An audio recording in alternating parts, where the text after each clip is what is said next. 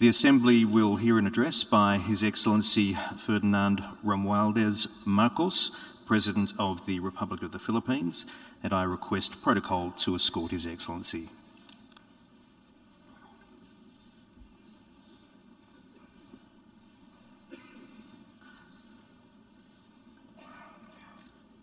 On behalf of the General Assembly, I have the honour to welcome His Excellency Ferdinand Romualdez Marcos, President of the Republic of the Philippines, and to invite him to address the Assembly. Mr. President, Excellencies, I am Ferdinand Marcos, and I am the President of the Republic of the Philippines. I stand today on behalf of 110 million Filipinos. At this time of crisis and opportunity, I bring with me the spirit of their enduring commitment to the ideals of our United Nations. This commitment is reflected in our solid contributions to the cause of peace and of justice. By shepherding the Manila Declaration of 1982, we helped affirm that differences should only be resolved through peaceful means. By reinforcing the predictability and stability of international law, particularly the 1982 United Nations Convention on the Law of the Sea, we provided an example of how states should resolve their differences through reason and through right. These two contributions provide useful guidance for our time, for amidst challenging global tides, an important ballast stabilizes our common vessel. That is, our open, inclusive, and rules-based international order that is governed by international law and informed by the principles of equity and of justice. As I have underscored, the Philippines shall continue to be a friend to all and an enemy of none. This world order traces its roots to 77 years ago. Your first Asian predecessor, Mr. President, General Carlos P. Romulo, called on our leaders then to make this floor our last battlefield, to determine in this hall whether humanity is to survive or be wiped out in another Holocaust. Our peoples chose survival. They chose cooperation. They chose peace. And by doing so, they made history. Today, history once again calls to us to make these choices. We are confronted by tectonic shifts that will inform the ebb and flow of this coming century. Of these, I see four challenges to the continued survival of our global community. First is climate change. The time for talk about if and when has long since passed. It is here. It is now. Climate change is the greatest threat affecting our nations and our peoples. There is no other problem so global in nature that it requires a united effort, one led by the United Nations. The effects of climate change are uneven and reflect an historical injustice. Those who are least responsible suffer the most. The Philippines, for example, is a net carbon sink. We absorb more carbon dioxide than we emit. And yet, we are the fourth most vulnerable country to the effects of climate change. This injustice must be corrected, and those who need to do more must act now. We accept our share of responsibility and will continue to do our part to avert this collective disaster. We call on the industrialized countries to immediately fulfill their obligations under the United Nations Framework Convention on Climate Change and the Paris Agreement, to cut their greenhouse gas emissions, provide climate financing, and technology transfer for adaptation for the most vulnerable and developing countries, to lead by example. We look forward to concrete outcomes at the Conference of Parties in Egypt later this year. When future generations look back, let them not ask why we did not take this opportunity to turn the tide. Why did we continue in our profligate ways until it was too late? This threat knows no borders, no social class, nor any geopolitical consideration. How we address it will be the true test of our time. Second, the development of advanced technologies is rapidly transforming human life and experience. We still barely understand how these transformations are unfolding and where they are leading. The imminent diffusion of these emerging technologies could solve many of our old problems, but they could also disrupt our political and social orders. Our governance structures must keep up. Third, widening geopolitical polarities and sharpening strategic competitions are transforming the international political landscape. A profound lack of trust is putting enormous strains on our multilateral system. Our very charter is being violated around the world as we speak.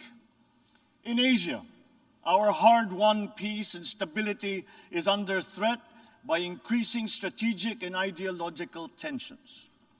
These behoove us to uphold the ideals that led to the establishment of this Parliament of Nations, and to reject any attempt to deny or redefine our common understanding of these principles.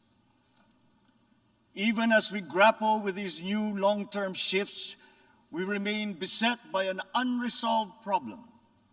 Inequalities and inequities within and among countries continue to persist, and they continue to demand urgent action.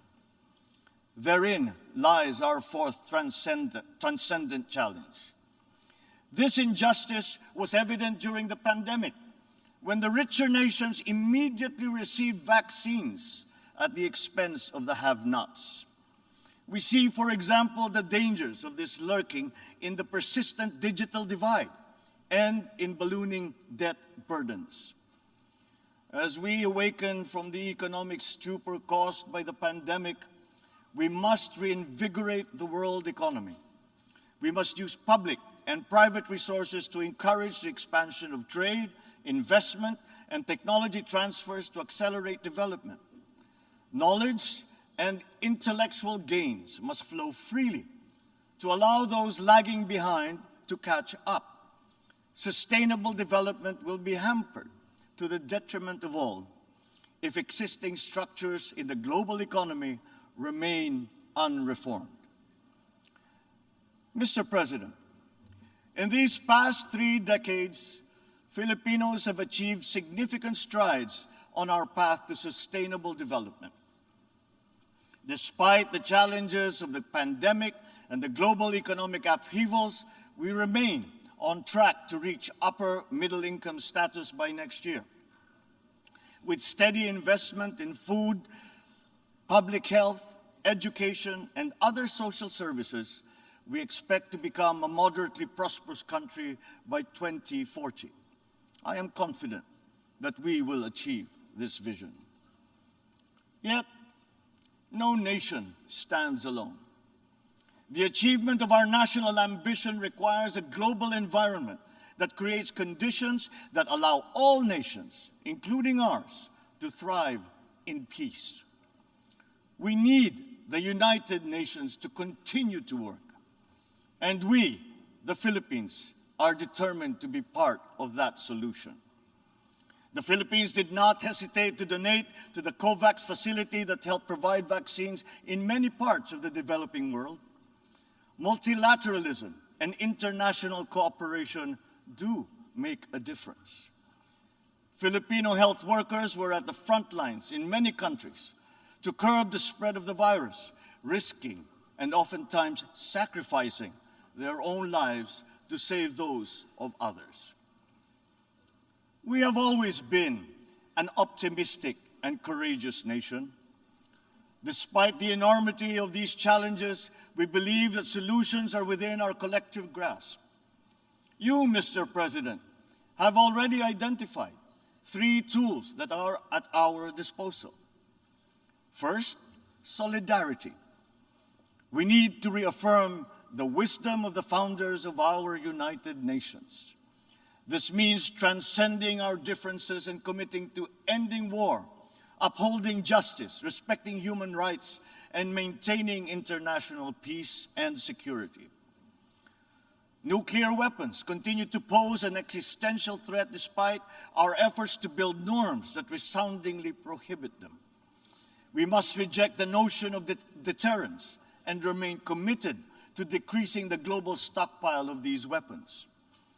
At the same time, we must also address the scourge of the proliferation of all weapons, be they small arms, light weapons, or improvised explosive devices.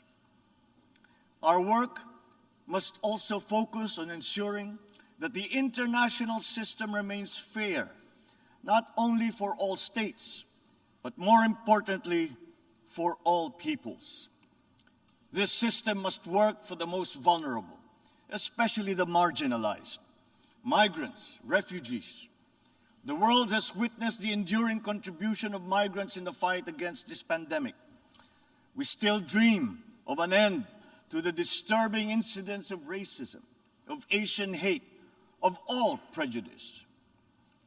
The Philippines United Nations Joint Program on Human Rights is an example of a constructive approach that puts our people, not our politics, at the center of this work.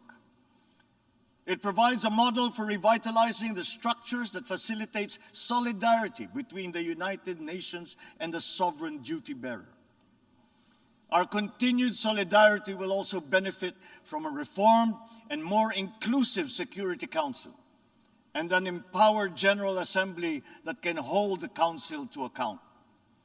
At the same time, the United Nations must forge ahead with its flagship tradition of global peacekeeping.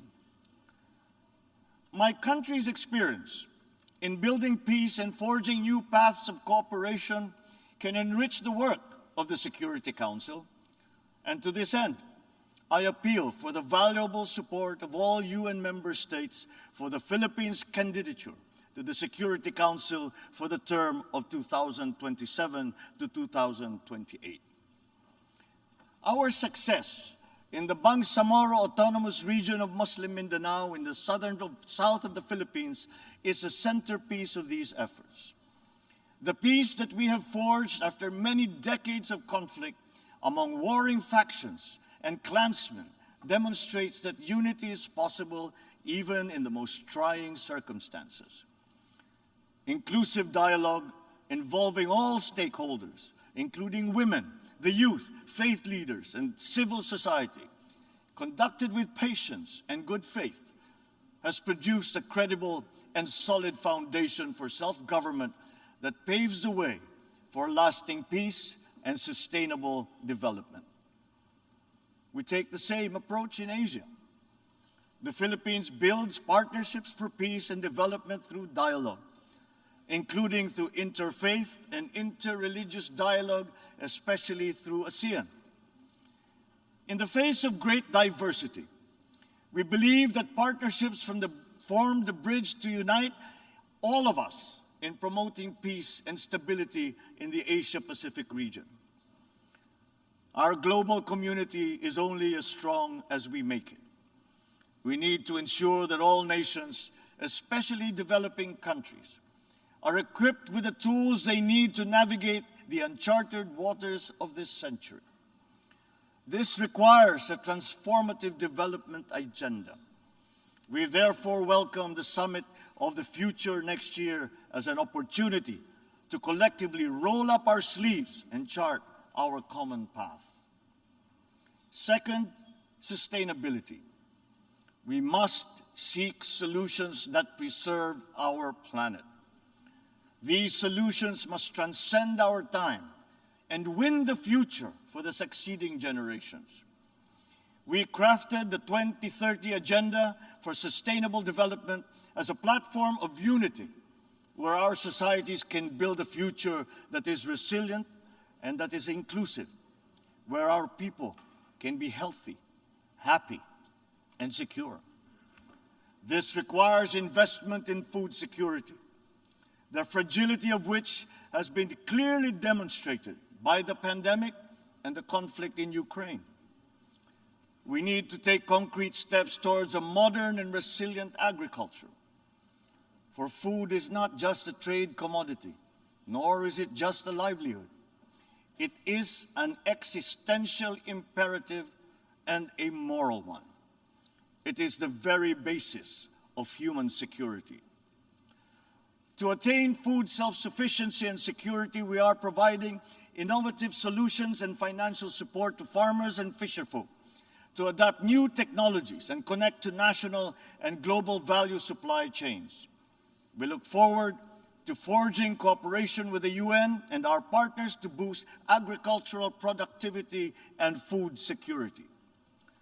As hosts to 17 UN agencies, programs, and funds, the Philippines strongly supports reforms to ensure that the UN development system delivers as one through its UN country team. Water connects our world and sustains our existence, but it is also a finite resource that requires our stewardship. Equally important, our biodiversity must be protected amidst the continuing challenge of climate change. We must enhance our cooperation in these areas.